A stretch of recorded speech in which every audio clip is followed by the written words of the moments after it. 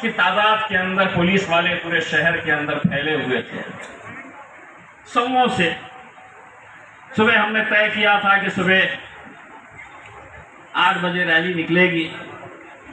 हमने औरंगाबाद के आम खास मैदान के अंदर कहा था कि पूरे गाड़ियां लगा देना। पुलिस वालों ने पूरा अपना दिमाग लड़ाए और उन्होंने ये कहा कि अब इनकी गाड़ियां तो उस मैदान के अंदर रहेगी, हम पूरे मैदान को सुबह 4 बजे आके घेर लेंगे, गाड़ियां निकलने ही नहीं देंगे। अब उनको क्या पता था कि किससे पंगा ले रहे हैं। मुझे जैसे ही खबर मिली मैंने पूरे गाड़ियां वहां से निकलवा दिया, अलग अलग जगह के ऊपर पहुंचा दिया। 4 बजे जब पुलिस वाले आए तो 3 रिक्शे थे वहां पे, एक मारुति 800 थी। पुलिस वाले बोले कहाँ है गाड़ियां? मैं बोला इसी में जाने वाले हैं। जब हमने अपने शहर से निकले तो उन्होंने वायरलेस के ऊपर मैसेज भेजा, ज़्यादा चिंता नहीं करना, सिर्फ 12 गाड़ियां हैं। वालूस तक पहुंचे तक पता चला कि 55 गाड़ियां तो वालूस से ज्वाइन हो गए। बोले कहाँ से आ रहे? मैं बोला ऊपर से आ रहे। आगे आगे देखते रहो कितने गाड़ियां और आने वाले हैं। जरा आगे नहीं गए तो बैरिकेड्स लगे हुए। पुलिस ने कहा कि नहीं आगे नहीं जा सकते। मैं जीप के ऊपर था, मैं उतरता, पुलिस वालों से बात करता, वो बैरिकेड हटा देते, मुझे जाने देते। एक नौजवान लड़का था हिंदू समाज का, वो ड्रोन लेकर आया था हमारी रैली कवर करने के लिए। वो हमारे साथ अहमदनगर तक गया। हर जगह के ऊपर, हर थोड़ी दूर के ऊपर गाड़ियों को रुकाया जा रहा था। तो उसने मेरे एक बंदे से पूछा कि ये इम्तियाज साहब गाड़ी के नीचे उतरते, वो पुलिस वाले बोलते आगे नहीं जाने देने का, फिर उन्होंने बुलाते, उनको साइड में ले जाते, क्या बात करते थे ऐसा कि वो आता था और बैरिकेड खोल देता था। तो उसको बड़ी फिक्र थी कि आखिर में ये क्या मंत्र ऐसा देते थे कि इतनी पुलिस, बैरिकेड लगे हुए, ये बंदा नीचे उतरता था गाड़ी के, पुलिस वालों को साइड में ले जाता था, कुछ बोलता था, वो खुद आते थे और बैरिकेड खोल देते थे। तो बोले क्या बोलते थे, जरा साहब से पूछो ना। मैं बोला रैली खत्म होने के बाद तुझे बताऊंगा। एक दिन खास मेरे ऑफिस में आया, बोला साहब मैं बंबई तक चला और मुझे भी ऐसा लग रहा था कि आपको बंबई तक नहीं आने देंगे। इतनी पुलिस, इतने बड़े बड़े अधिकारी रोड के ऊपर खड़े रहते थे, आप क्या बोलते थे? तो मैंने उसको बताया, मैं पुलिस के अधिकारी को बोलता था आगे नहीं जाना है। तो बोले नहीं, परमिशन नहीं है। मैं बोला मैं पूरी गाड़ियाँ यहीं पे छोड़ दे रहा हूँ और महाराष्ट्र के हर रेलवे स्टेशन के ऊपर समूह से बच्चे मेरे खड़े हुए हैं, तुम अगर नहीं जाने दिए तो पूरे लड़कों को इशारा करूंगा कि ट्रेन में चढ़ जाओ, कितनी सिक्योरिटी दे सकते हैं दे दो।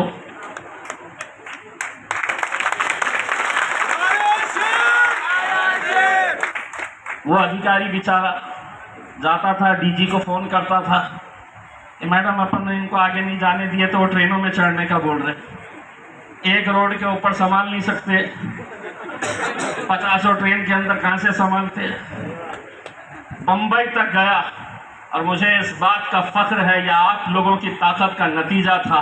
ये मुंबई के इतिहास के अंदर पहली मर्तबा हुआ था, एक मुस्लिम लीडर आ रहा था और उसके लिए मुंबई की सड़कें बंद कर दी गई। रास्ते तुम संघर्ष करो, तुम संघर्ष करो,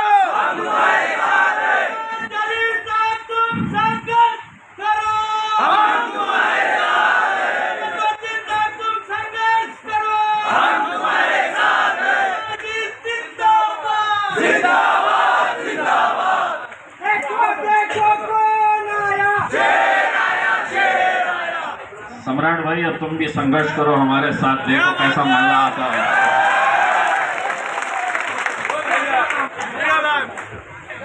तो मेरे भाइयों, बहुत सारे लोगों ने कहा कि 5 दिन का टाइम दिए हैं, क्या करेंगे, लोग आएंगे, सही में निकलने वाली है क्या रैली? कितने लोग आएंगे, कितने गाड़ियां आएगी करके। मैं आप लोगों से ये अपील करना चाहता हूं, अगर हमको इस मुल्क के अंदर सर उठाकर जीना है, इज्जत के साथ जीना है, सभी मजहब और सभी धर्म के लोगों के साथ में रहना है, तो हमें यह फैसला करना होगा। अभी नहीं तो कभी नहीं, तो फिर कभी नहीं मेरे भाई। अगर अभी हमने फैसला नहीं किए, बहुत सारे लोग हो सकता है कि अपने कारोबार के अंदर होंगे, बहुत सारे लोगों की नौकरियां होगी, किसी की कुछ मजबूरियां होगी कि जाओ तुम्हें क्या करना है, हम किसी के खिलाफ कोई कार्रवाई नहीं करेंगे। यही पैगाम दिया जा रहा है। 58 FIR रजिस्टर हो जाती है। क्या हम पुलिस स्टेशन के अंदर कागज काले करने के लिए वहां पर जा रहे हैं? हमने देखे हैं कांग्रेस के भी, एनसीपी के भी, उद्धव ठाकरे के साथ भी अब मुसलमान जुड़े हुए हैं। इतना बड़ा मुद्दा, आज लोग जाते हैं, कोई एसपी को मेमोरेंडम देते हुए फोटो खिंचाते हैं, बाहर यूट्यूब वालों को बुलाते हैं, सोशल मीडिया के ऊपर अपनी नाराजगी जताते हैं, बस खत्म मामला कि हमने भी एहतजाज किए हैं। हम जब सड़क पे निकलेंगे तो हम ये नहीं देख रहे कि इसमें सिर्फ मजलिस वाले रहेंगे। मेरा नबी, तुम्हारा नबी एक ही है। पार्टी कोई भी हो, तुम्हारी जो राजनीतिक पार्टी है, तुम उसके साथ जुड़े रहो, मुझे कोई एतराज नहीं। लेकिन जब नबी की बात आएगी, एक मुट्ठी, एक ताकत बनकर सबको खड़े रहने की जरूरत है। भूल जाना किस पार्टी से ताल्लुक रखते हैं, वरना आज आपने देखा है छत्रपति शिवाजी महाराज का पुतला जब गिरा, पूरी की पूरी महाविकास आघाड़ी सड़क के ऊपर आ गई। मुसलमान लीडर्स भी उसके अंदर काले रिबन लगाकर, सरों पे रिबन लगाए, किसी ने मुंह के ऊपर पट्टी लगाई। हमने भी उसकी निंदा की। छत्रपति शिवाजी महाराज किसी एक धर्म को मानने वाले नहीं थे, सभी जाति, सभी धर्म के लोगों को उन्होंने साथ में लेकर गए। मस्जिदों के लिए उन्होंने जमीनें दी,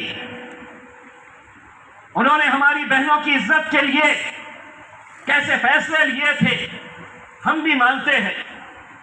लेकिन क्या ये लीडरों का आपके साथ रिश्ता सिर्फ इलेक्शन तक का रहेगा कि हम वोट मांगने के लिए आएंगे, भाजपा को हराना है, नरेंद्र मोदी को हराना है? मुसलमानों, इनको वोट दो। दिए हमने, पूरे मुल्क के मुसलमानों ने हमारे मौलानाओं की, हमारे उलमाए दीन की बात सुनते हुए 2-2 घंटे लाइन में खड़े रहकर इंडिया अलायंस के उम्मीदवारों को वोट दिया। नतीजे में क्या मिला? तो गाजापुर मिला, कोल्हापुर मिला, घरों में घुसकर छोटे छोटे बच्चे हमारी बहनों के गोद में बिलक बिलक कर रो रहे। पथराव घरों में घुसकर लूटपाट, सिर्फ इसलिए कि वो घर मुसलमानों के हैं। कोई बोलने वाला नहीं। विधान परिषद का इलेक्शन आया, पहले कम से कम एक एमएलसी मुसलमान था। आज 30 सालों के बाद महाराष्ट्र की विधान परिषद के अंदर एक भी आपका नुमाइंदा नहीं है।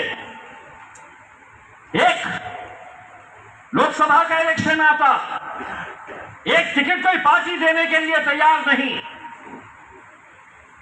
एक टिकट नहीं। इकलौता एक मुस्लिम एमपी, उसको हराने के लिए कैसे कैसे हथकंडे अपनाए गए।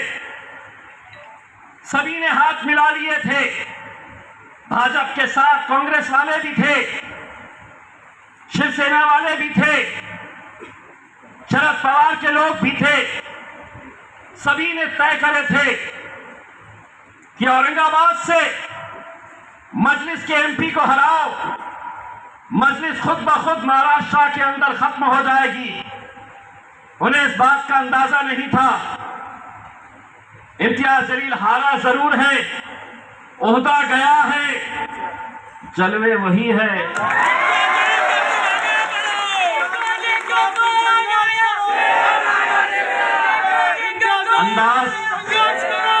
अंदाज वही है। वो समझे मुझे हरा के कमजोर कर देंगे। अगर कमजोर होते तो इतने सारे लोग आज अल्हम्दुलिल्लाह यहां पर इकट्ठा नहीं होते मेरे भाई। अगर कमजोर होते तो किसी माइका लाल के अंदर इतनी हिम्मत नहीं है। एकनाथ शिंदे, देवेंद्र फडणवीस और अजीत पवार को ये चुनौती दे सके कि 5 दिन के अंदर कर फैसला, नहीं तो ले तेरे घर तक आ रहा हूं मैं। सब ताकत है उनके पास, ताकत का इस्तेमाल भी करते हैं, लेकिन मेरे पास तक आने से डरते क्यों है? इनकी वजह से डरते हैं। घबराते इस वजह से है कि इनकी वजह से। और हम हक के लिए, सच्चाई के लिए लड़ते हैं मेरे भाई। आज मुझे इस बात की इतनी खुशी है कि कई सारे नौजवान अपनी अपनी पार्टियों को त्याग कर विदर्भ से अलग अलग जगह से सिटी से आए हुए आप सभी को मेरा जय भारत, जय संविधान, जय भीम, जय भीम। आज महाराष्ट्र के उपराजधानी नागपुर में 2 बहुत बड़े और शानदार प्रोग्राम हुए हैं। सबसे पहला जो हुआ है महिला सम्मेलन, वहाँ से अब हम यहाँ आए हैं और यहाँ हो रहा है विदर्भ स्तरीय प्रवेश।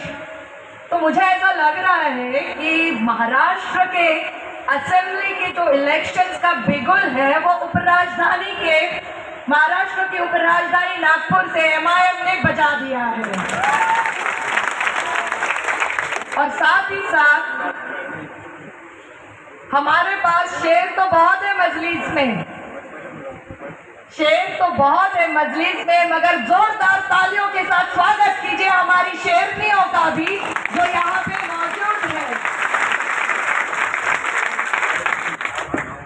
आज यहाँ हम पक्ष प्रवेश का कार्यक्रम कर रहे हैं और ये बात आपकी संख्या के साथ बताने में मुझे बहुत आनंद हो रहा है कि ऑल इंडिया मजलिस इत्तेहादुल मुस्लिमीन की जो आइडियोलॉजी है संविधान को लेके, जो हर एक के लिए किसी की जात पात ना देखते हुए, जो हमारे राष्ट्रीय अध्यक्ष और हैदराबाद के एमपी बैरिस्टर असदुद्दीन ओवैसी साहब, महाराष्ट्र के हमारे इम्तियाज जलील साहब हर एक के लिए न्याय के लिए आवाज उठाते हैं और उन्हीं की आवाज की वजह से आज हमारे पक्ष में सामने से इतने लोग पक्ष प्रवेश कर रहे हैं। इनके लिए मैं जोरदार तालियां भी करती हूँ और आप सबका बहुत बहुत स्वागत करती हूँ।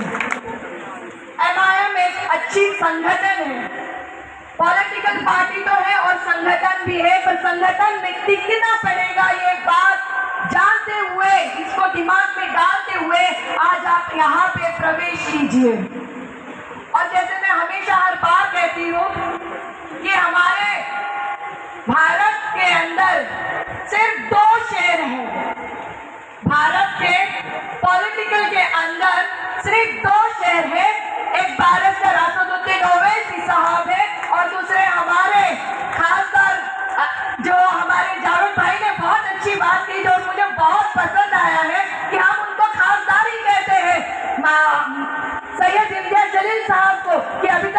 बाजी खान सर बोल ही नहीं सकते, खासदारी निकलता है सर आपके लिए। तो इनके जो जिस तरीके से न्याय की बात करते हैं हर तबके के लोगों के लिए, और उन्हीं के वजह से आज हम यहाँ पे पार्टी में बहुत बड़े लेवल पे पक्ष प्रवेश भी कर रहे हैं।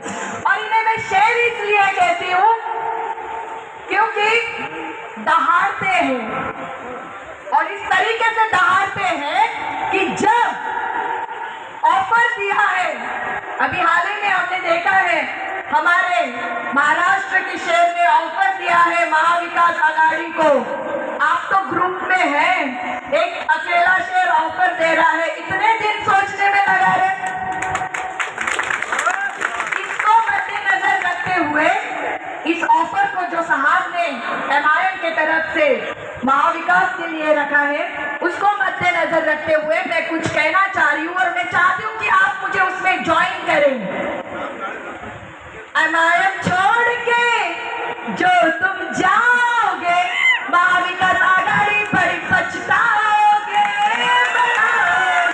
राष्ट्रपति उपराष्ट्र हम आपसे कह रहे हैं कि सच में अगर आप MIM छोड़ के जाएंगे तो आप बहुत पछताएंगे, और इस पछतावे के बाद फिर आप जो रोना गाएंगे उसके लिए हम जिम्मेदार नहीं हैं।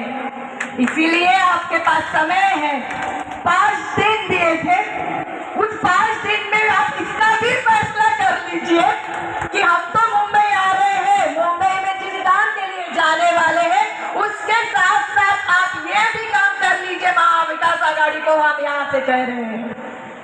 ज्यादा समय न लेते हुए पक्ष प्रवेश का भी कार्यक्रम लेना है। हमारी यहाँ पे बहुत